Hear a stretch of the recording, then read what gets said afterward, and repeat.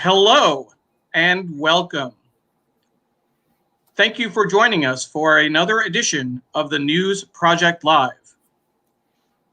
Episode number 11, Making It with a Local News Startup, the for-profit model at work. Our guests this week are Josh Fenton, founder of GoLocal24, and Michael Shapiro, CEO and publisher of tapinto.net. The News Project Live is a weekly conversation with media industry experts and innovators about the future of news, brought to you by the News Project. Our hosts are Merrill Brown, CEO, and Alex Leo, head of audience for the News Project. We're live on Facebook, Twitter, LinkedIn, and YouTube. Remember, if you're watching this episode, make sure you click play on the actual video, so that if you leave a comment, we'll be able to see it on screen. And now, without further ado, the News Project's Merrill Brown and Alex Leo. Good evening from New York City. I'm Merrill Brown of the News Project, and welcome to tonight's edition of the News Project Live. Thursday evenings with co-host Alex Leo of TNP, we bring you smart media minds to talk about the news industry business issues that make news gathering and the future of news organizations so challenging, and so important, of course, to our civic lives. To repeat viewers, thanks for coming back. And to our new audience, we hope to hear from you and that you find our programs worthwhile. We welcome your questions, suggestions, and comments. Tonight, we dive into the enormously challenging, frustrating, and uncertain world of local news, with entrepreneurs trying to build for-profit news organizations in a difficult climate. Our guests are Josh Fenton, CEO and founder of GoLocalProv, which serves Providence, and a separate GoLocal site serving Worcester. GoLocal was founded a decade ago, and by some measures, making a business of it for so long is a sign that GoLocal is onto something. In the spirit of disclosure, I was once a member of the GoLocal board and advised the company in its early years. We're also joined tonight by Michael Shapiro, founder and CEO of tapinto, which has a different model. tapinto operates on a franchise model and has over 80 sites in New Jersey, where Mike formed the company in 2008, in New York, and in Florida, where Mike lives today. At our company, The News Project, we're working to build technology and services to help small to medium-sized news organizations address the product and business challenges faced by news today. We provide a comprehensive platform and set of technologies and services. News operations need to put them in a position to build audience and to seek sustainable models. More on our work later in the program when co-host Alex and I debrief. In the meantime, on with the show. Alex joins us tonight from her home in Washington, D.C. Welcome, Alex. Hi, Merrill. Welcome all. So thrilled you're all here with us for this very important topic. We love local news at TNP, and later in the show, Merrill will tell you more about what we do here. But for now, please tell us where you're watching from. Send us your questions for our guests, and just let us know you're out there. We'll talk to you soon. Merrill? Thanks, Alex. The news community and many other constituent groups devoted to civic society and public affairs are wrestling with the collapse of local and regional newspapers and what it means for an informed citizenry. Over 2,100 newspapers have closed in 2005, faced with changing reading habits and the collapse of a local advertising ecosystem weakened by the power of Google, Craigslist, and other digital services. While a lot of attention has been devoted to the importance of nonprofits delivering local news in the context of this advertising evolution, Josh, Mike, and a number of others have a different idea. Both Josh and Mike are attempting to address that challenge, and both had careers before moving into news. Josh, who has a bachelor's degree from the University of Rhode Island and a master's in environmental policy from Brown University, founded the Fenton Group, a communications agency, and worked in government as a U.S. Senate staffer and in Rhode Island government as well.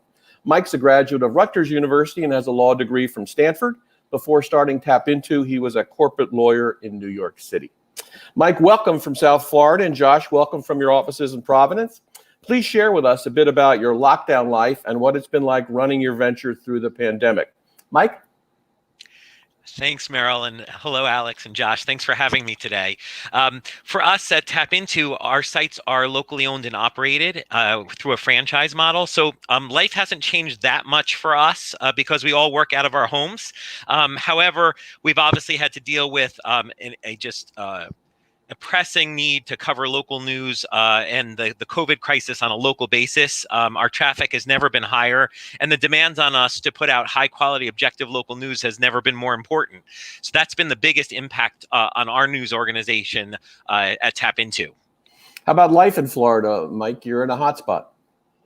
Yeah, I mean, once New Jersey kind of hit the COVID crisis, we locked down, my family locked down here in Florida. Unfortunately, that was just back in February and March. Unfortunately, the rest of Florida, pretty much the rest of Florida didn't do the same. And that's why we're facing the crisis we are down here right now. But people are starting to get the message. We're seeing a lot more people wearing masks and practicing social distancing. And we hope that continues and we can help to flatten the curve down here. Josh, how about life in Providence?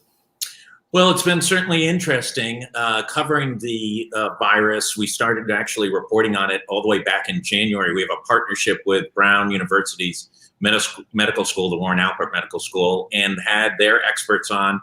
I think the first one was in the end of January and have been covering it subsequent to that. Every day since the beginning of March, we've had the former director of health on midday for 15 to 20 minutes talking about updates. So kind of nonstop for 4 months relative to that. And we've had folks, we have a live Skype in every week with a woman in Italy, an American who's living there, sort of trying to get us a sense of what's going on in the European Union and especially in Italy, which was a hotspot. So it's been, I can't tell you off the top of my head, but my guess is somewhere between video interviews in our studio and articles, we're probably at about 1,000 stories related to the virus. And how about operating the business in this environment? What's it like? So it's been, it was not a big transition for us versus most news organizations. We live broadcast 15 hours a week on average. We Skype folks in from all over the world. So this wasn't a dramatic change for us to be able to connect to people in Italy or have discussions with military experts about the Korean Peninsula or any other thing.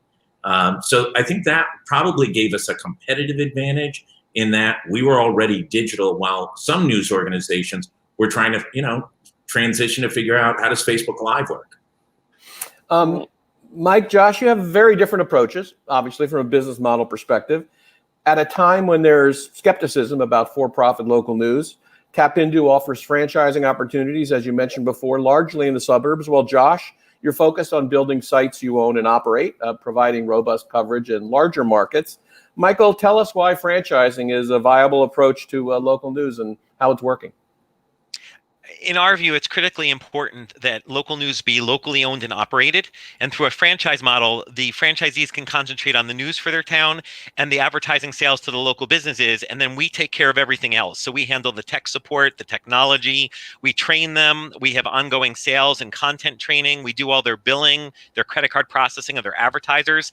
And we came to this model because when I started Tap Into, I started my own online site in my old hometown of New Providence, New Jersey. And I found that I was spending like 50% of my time doing all those kinds of things.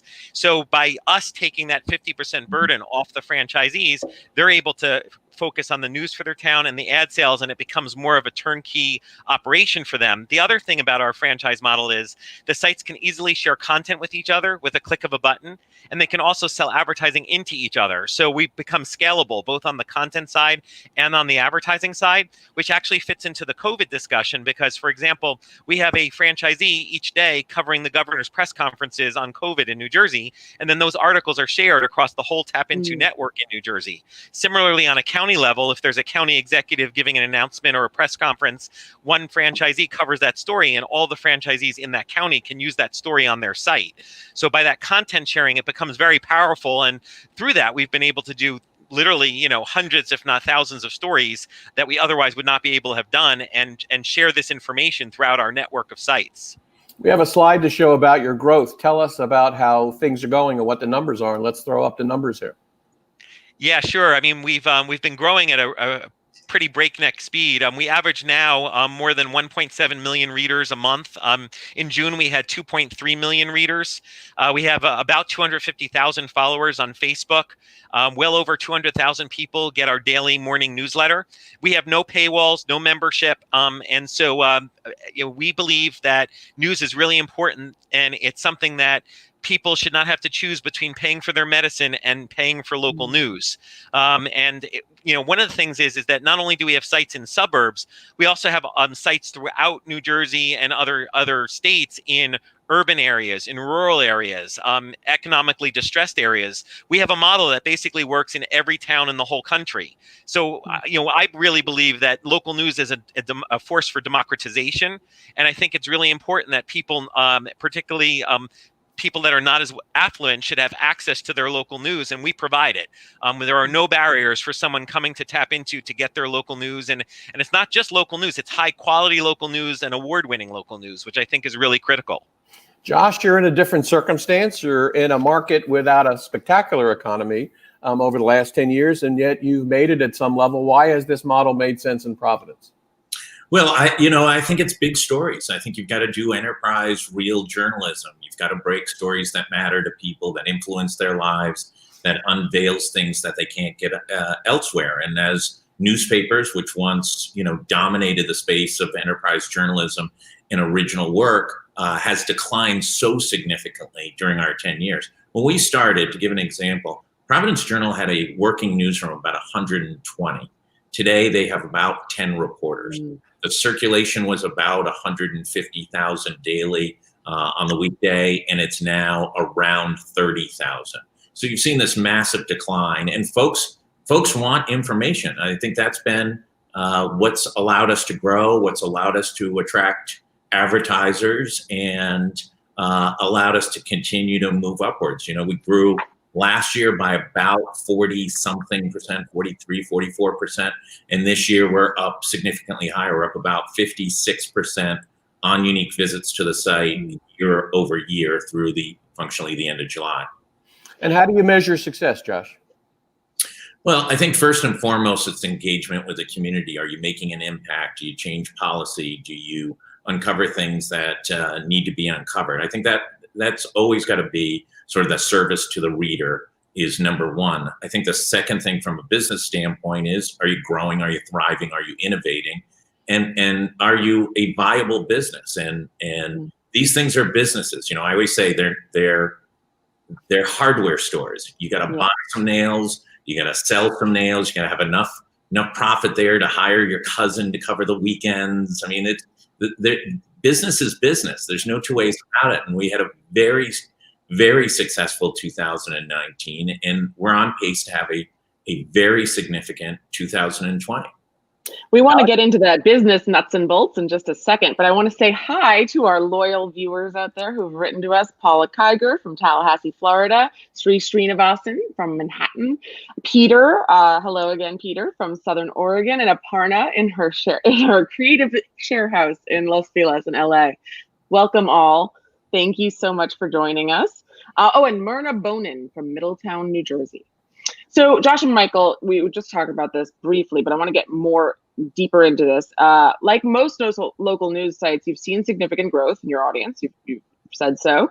It's not surprising the audiences are up, but what is surprising to me is that you've held your own in advertising as national news orgs have been decimated on the advertising front. Can you tell us, Michael, first, how this is going for you and what's going on in the business side? Yeah, well, knock on wood, we're really having a great year. Revenue is up year over year.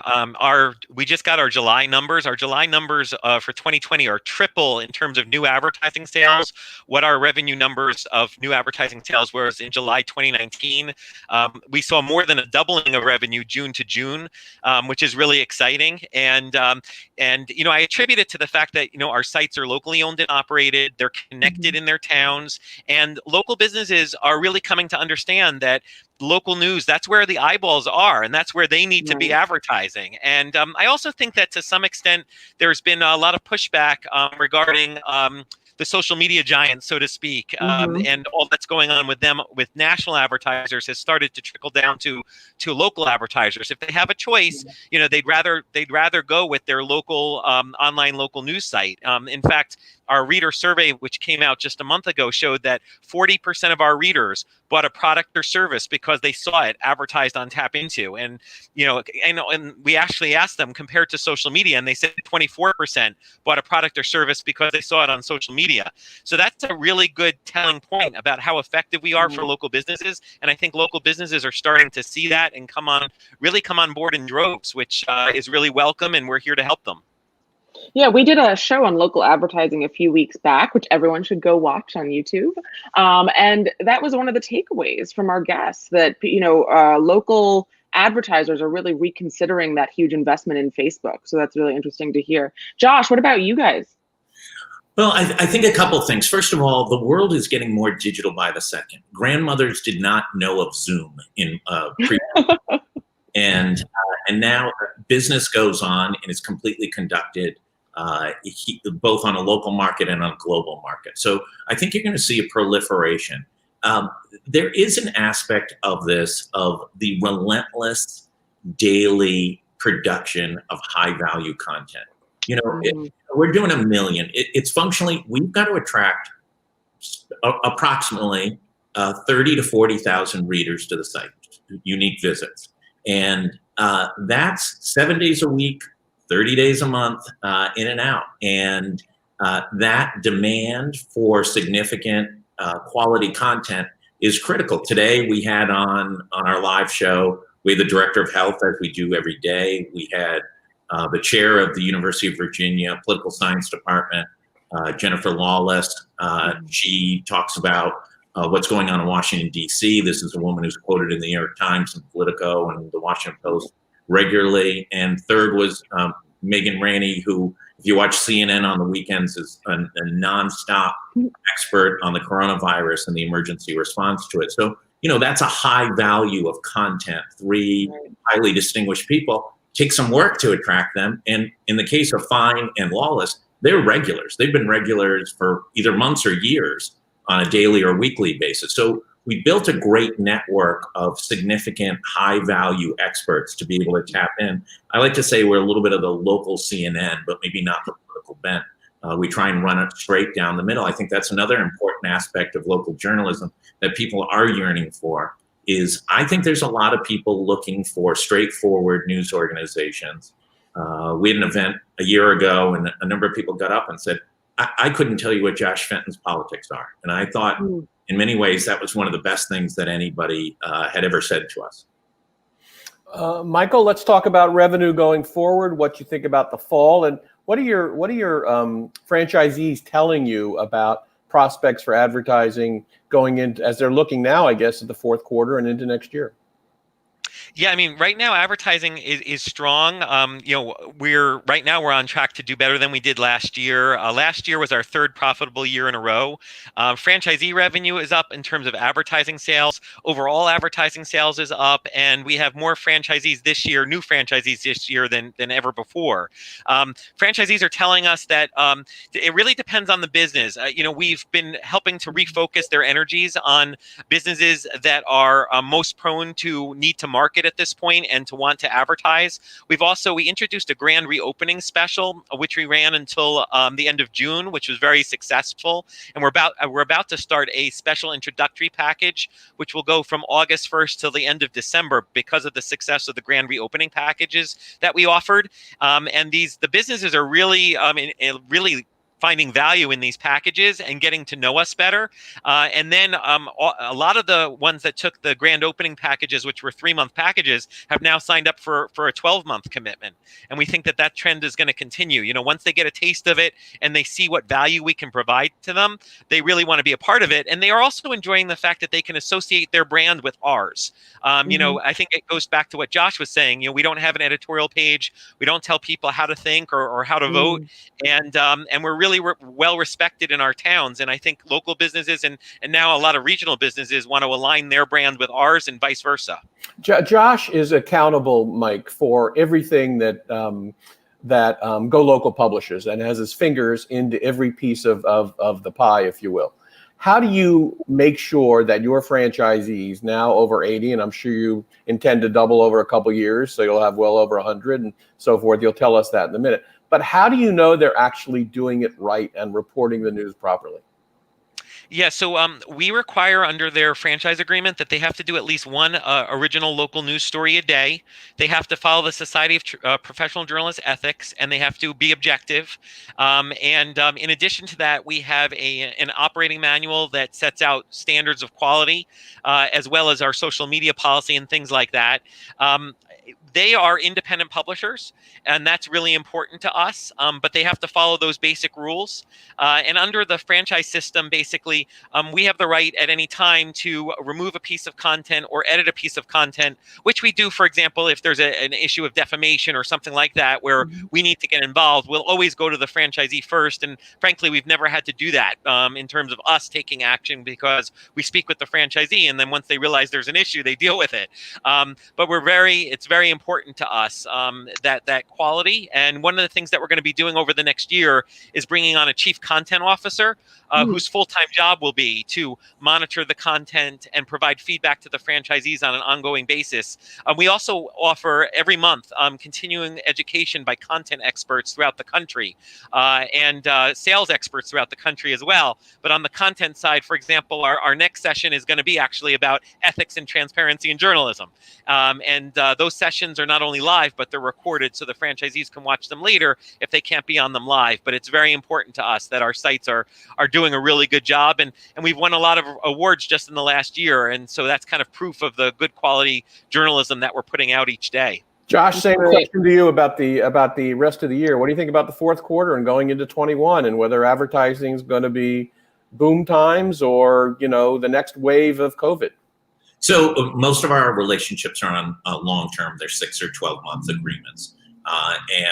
We made the mistake that everybody makes at the beginning, I think, in launching a digital media company, of sort of taking on all advertisers. And we've learned that, listen, we don't want the one-off pizza place. That's not our model. We want banks and hospitals and medical schools and major entities within the marketplace. And we partner a lot with community organizations to try and support them, sometimes at no cost, to be able to push forward ideas and initiatives that they're doing right now. Listen, the world has changed more in the last 6 months. I don't make any prophecy on what the next 6 months will look like. We thought we were going to see a recession this year. We were planning from a financial standpoint and hoarded some money. So we feel very comfortable for the next operational period of time, 18 months, that we're an extremely viable concern.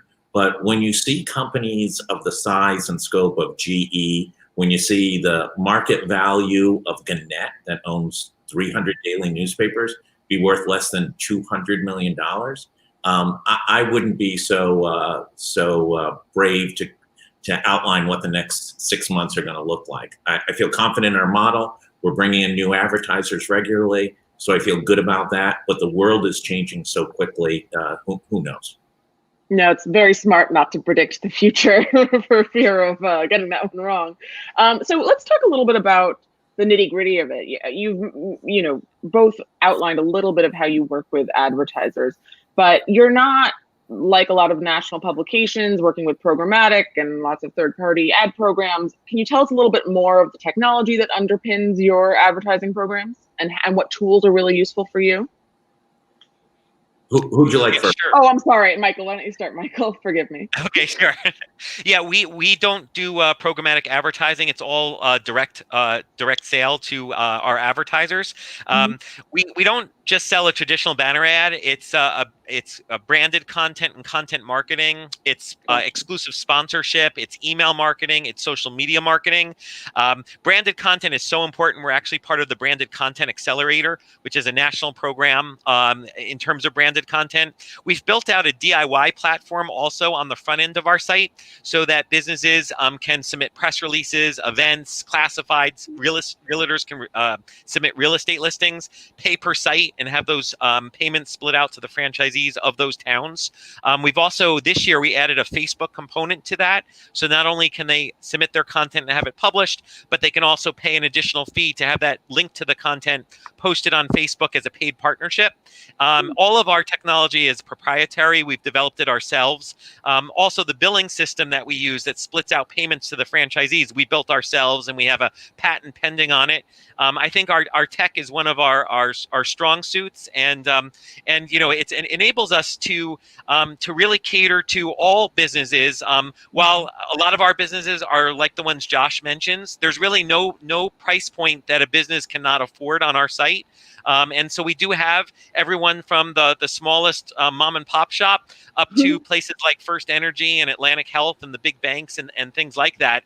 And we find a home for everybody, and we work with everyone to provide value to them. That's great. Josh, what about you guys? Yeah, different. A lot of it's video driven, a lot of video partnerships, sponsored content related to that. It could be anything from a state agency. We partner with Commerce RI, the state agency, and have done an ongoing content series with them focusing on small businesses. We broadcast via live stream and then out to 7 different platforms. So the cumulative effect. And then we have a significant email database, probably the largest in Rhode Island for news organizations. So that gives us also a secondary advantage to it. And I think we've worked very hard that email is a must-read email. That's where the most significant news, we strive to make it the most significant news story every single day. And I think, and I think Michael would agree, the newspaper is not our competitor. Their fate is sealed. It's who's going to produce viable news organizations. And I think it has to be for-profit to be able to sustain real journalism and aggressive journalism. Listen, we're in a fight, we're in a fight with the governor's office virtually every single day over some information we are seeking. We file a lot of FOIAs. We've sued the governor of the state of Rhode Island. Those things take time, energy, and money to be able to pursue those things and be successful at bringing forward that information. And you just opened up a really good area for us to discuss briefly before we take a short break, and that is the question of for-profit versus not-for-profit. There's an enormous amount of editorial and even financial energy around nonprofit these days. One of the reasons I wanted to do this program is that what you folks are doing is a little bit flying in the face of some news industry conventional wisdom that local is a very difficult road to hoe from a for-profit point of view. Mike, how do you react to all the energy that's devoted to nonprofit right now? Yeah, I mean, I think that there are some nonprofit publications like a Texas Tribune that can be successful. But my concern is in most of these situations, it's a nonprofit that's forming to create a news site.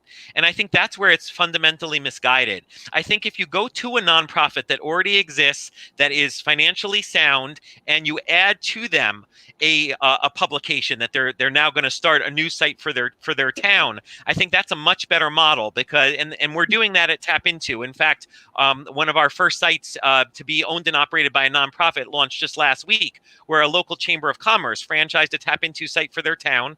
They're doing the business side and some of the reporting, and they've brought on writers to do the other aspects of the reporting.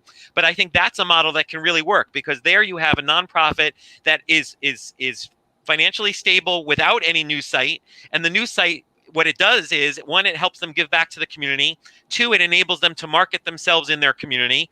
And 3rd, it creates a whole new revenue stream for them as a nonprofit. I think that's the way that nonprofit news outlets should be looking to be created, really, because in the other way, where it's a nonprofit that's formed just to create a news site, if the funding dries up, they're out of luck, and the people lose their news site for their town, and that's a real problem. And I see that happening again and again and again. So I think that the current kind of rush to the nonprofit model is misplaced, and I don't think it's been thought out enough. I think there's a real danger that when funding dries up, which can happen and does happen, that people will lose their news site in their town.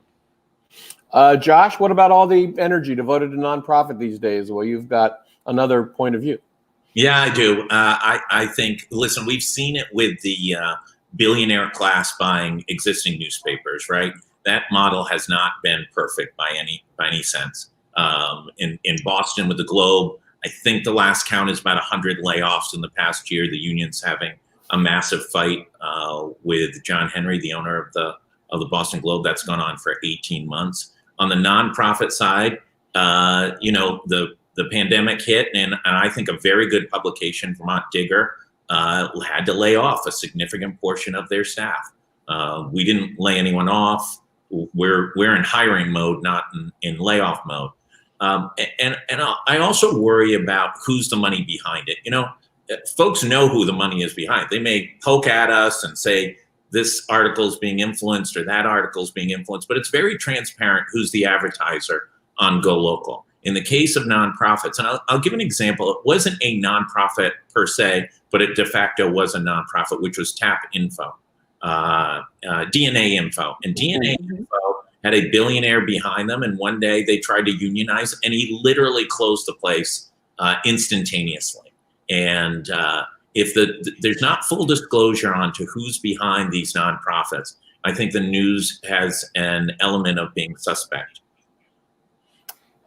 Interesting. So I want to take a break quickly and say hi to Stefan Kaplan, one of our viewers who is watching from Ramsey, New Jersey. But also, Merrill, speaking of starting up new sites, can you tell our viewers a little bit more about TNP? Thanks, Alex. Well, one of the things to know about TNP is that Alex Leo is a very important part of it. She helps our customers grow audience and think through what their strategies are in that regard. We're a team of real scale. We help people with sales. We help people with strategy. As I mentioned, we help people with audience. But foremost, we're a platform. We have a great technology platform built on WordPress that really is news business in a box. It's a content management system. It's built for speed. We have, as I mentioned, a significant expertise in our organization. We help people with audience. We help people think through revenue, and we help them with the data that is often so daunting for small publishers.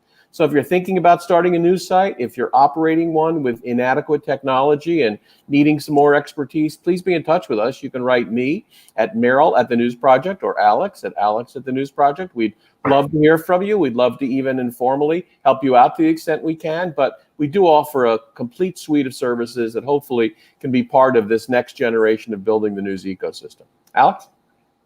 Thanks, Merrill, and thanks to all of our viewers. Remember to send us questions and tell us where you're watching from.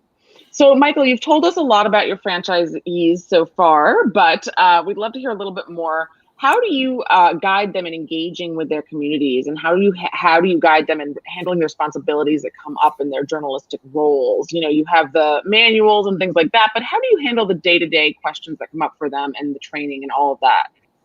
Yeah, absolutely. We have a prospective. It really starts before they even become a franchisee, because we have a prospective franchisee committee composed of franchisees, and they're the ones that actually interview a prospective franchisee, and it lasts for about 2 hours, and they really go into the nitty gritty of what they're going to need to do, and ask them questions, etc. They're the ones, that prospective franchisee committee is who recommends to me whether that prospective franchisee should be approved to franchise. Once they're approved to franchise and they've obviously signed and everything, then we start training, and it's a really rigorous training. We train them on the content side, the sales side, social media, how to use the site and the CMS, Google Analytics. Once they actually go through training, we then have them soft launch their site, where they practice for 1 to 2 weeks, where we're there to provide guidance on an ongoing basis. Then they're ready to go live to the public. And when they go live to the public, we continue with monthly continuing education on the sales side and the content side. We also have an intranet, where we have all of the past trainings and the monthly trainings. We have a bi-weekly franchisee call where we give company updates and address company-wide issues. We have a private Facebook group for all the franchisees where they can ask questions, where they can exchange ideas. We have a chat room that's answered by our staff for their questions. We have a 24/7 support line that they can call, and obviously on email and text as well. So it's an ongoing, it's really ongoing service 24/7 by us at Tap Into, even though we have a very small staff. It's just myself, 2 full-time employees, and 1 part-time employee. But we really, as you can tell, we're really passionate about what we do, and we want to provide as much help and support to our franchisees as possible. Great. Merrill? Let's talk about reader revenue, folks. Everybody's talking about reader revenue these days. Much debate about paywall, lots of energy behind membership, subscription, donation, and so forth. How do you look at that, Josh?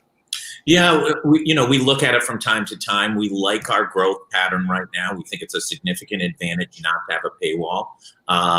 We're competing against, it's a very busy competitive market. You do have a legacy newspaper with two vibrant television stations, one owned by Nexstar and one owned by Sinclair. The Boston Globe opened an office down here. I think their paywall is a huge detriment to their growth down here. It's $30 a month. Rhode Islanders are cheap, and they're not paying a month. I mean, there's no two ways about it. And there's a public radio station, on and on and on and on. It's a very, very news-rich market, and there's a lot of news organization. So listen, we don't think from a business model that the daily newspaper will exist in some period of time. And so we think adding a paywall now would be a detriment to us building our audience.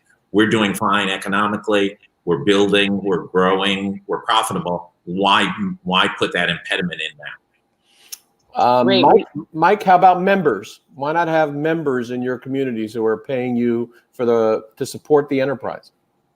Yeah, I mean, I think my answer pretty much mimics Josh. I mean, we don't need to go there, and we see a lot of our competitors going there, and we see a lot of readers shying away from that. We asked the question 3 years in a row on our reader survey, which comes out every June, and every year there was about 10 to 15% of our readers who said that they would pay or become a member, et cetera, if we created a membership. But in our view, that's not worth it. Like we want everyone to be able to get their news, and we don't want a paywall. We don't want a membership. We don't want barriers to entry. We want people reading our news. And I think, you can see that there's a real need for local news. In fact, our biggest competitor, which is NJ.com, announced today that they're going to a hybrid subscription model. And, I think it's a mistake, but we'll have to see how it pans out for them. Wow. So we have a question from one of our viewers on LinkedIn, Rick Botello. What are the factors and anticipated trends that will influence the best and worst case scenarios about the future of news and its relationship of politics? Josh, let's start with you. Sure. I think it's put your head down, do good enterprise journalism. I mean, I think it is nonstop. Try and trade the name out. That's kind of our golden rule. Whether it's the Democratic governor of the state of Rhode Island, Gina Raimondo, or it's Donald Trump and we're asking a question related to his policies, trade the name out and treat everybody exactly the same. We're in a Democratic-dominated state. Sometimes we'll be hit and folks will say, oh, you're being tough on Democrats. We don't have any statewide elected Republicans. The only ones we can be tough on are Democrats. And we've done some significant pieces.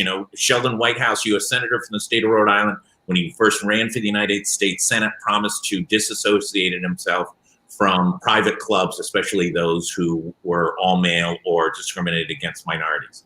We tracked him down. He had moved his shares of his ownership in Bailey's Beach Club, an infamous all-white beach club in Newport, Rhode Island, over to his wife. She's now one of the largest shareholders in that very exclusive group. He would not answer questions. We chased him down. Our news editor caught him at an event, and it exposed the inconsistency of what he had said and what his behavior is. And that was a story that was not only significant here in the marketplace, but it was a significant national story and was picked up a great deal across the country. Michael, what about you? Yeah, it's difficult. I mean, we've been very careful in terms of making sure that every candidate is treated equally. This year, we took the step of actually issuing election policies for all the franchisees, and they all publish them on their sites. So no candidate can say, oh, I didn't know about this or that. Everybody, and they were also emailed to every candidate at the same time.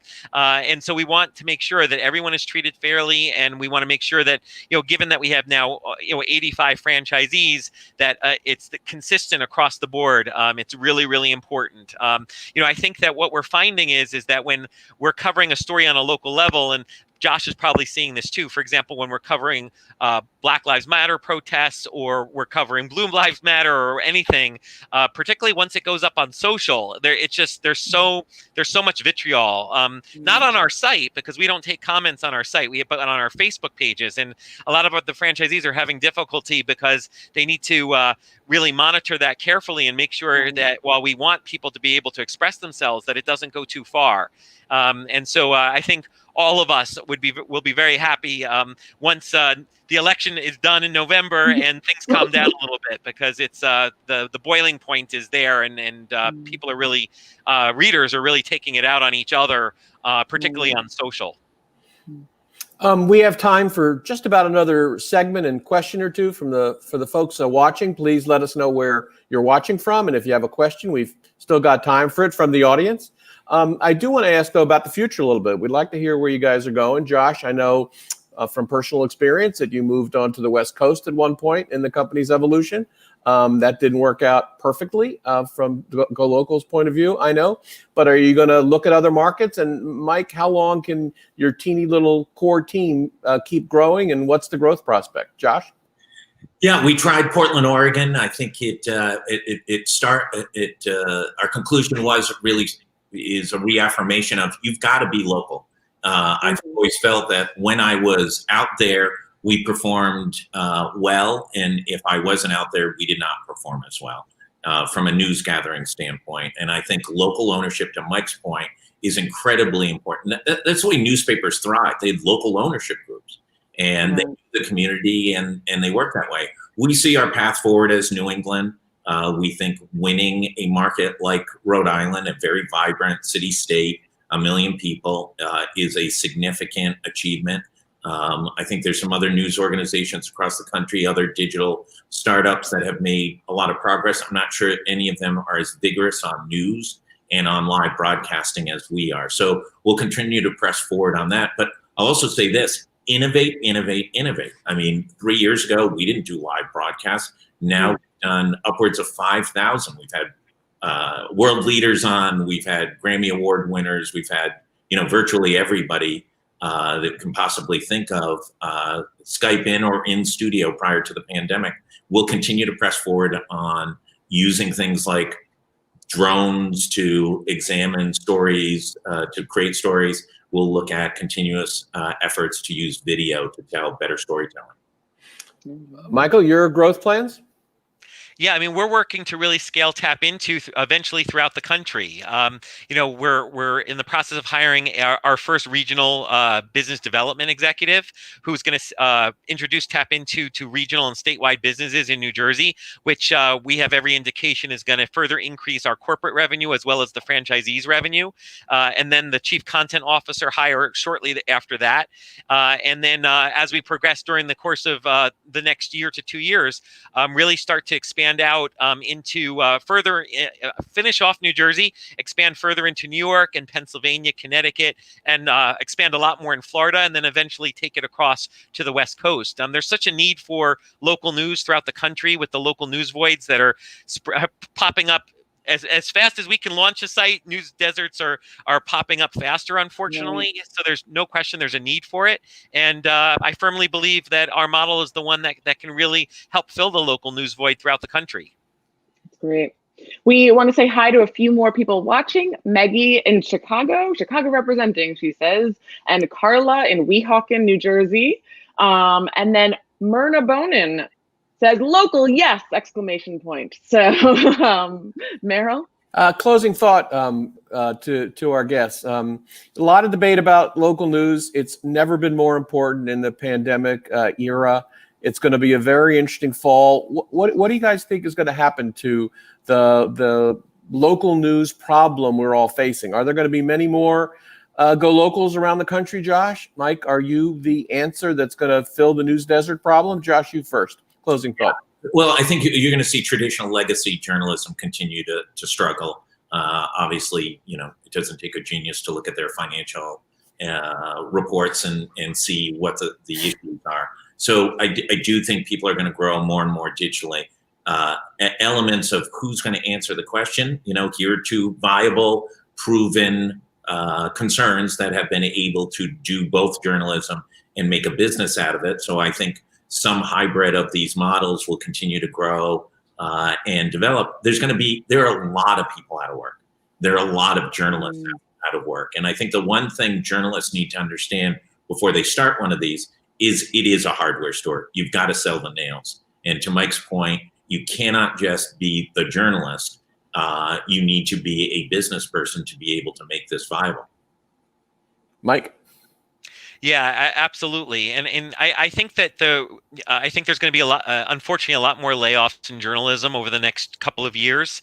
And this news void is going to continue to increase. But I think as a result, there's going to be a lot of activity to fill that news void. And I think the question is going to be, is it going to be filled by Facebook groups and anonymous forums and political action funded websites and things like that? Or is it going to be filled with legitimate local news sites like ours and like Josh's? And I think it's really going to be like a battle for the heart and soul of journalism in this country. And I think Josh's model is great, and I think ours is, and I think we're here and we're ready to help fill the local news void in the right way. Mike, thank you. And Josh, thank you both. You know, Alex, we spent a lot of time lamenting the local news problem and trying to work with entrepreneurs to figure it out. Here's two examples of people who are actively figuring it out with some success, certainly at this point in time. And it's great to hear positive stories, right, Alex? Absolutely. Well, thank you guys so much for coming on, and thank you for telling us all this valuable information. So great to hear it. And it's easy to find both Josh and Mike at Tap Into and at GoLocalProv. So please reach out to them if you have questions, or I guess, Mike, if you're always looking for new talented franchisees around the country. So please be in touch about that if that's your inclination. And on behalf of all of us at TNP, thanks for joining tonight. Send us questions, send us comments, and send suggestions about guests you'd like to have us have on the air. And please be in touch. We look forward to seeing you next Thursday. We're likely to have a very special guest. We hope to announce over the weekend for our show next Thursday, August 6th at 6 p.m. Eastern. So thanks again for joining. Keep reading, and please be in touch with us. Stay safe. Good night.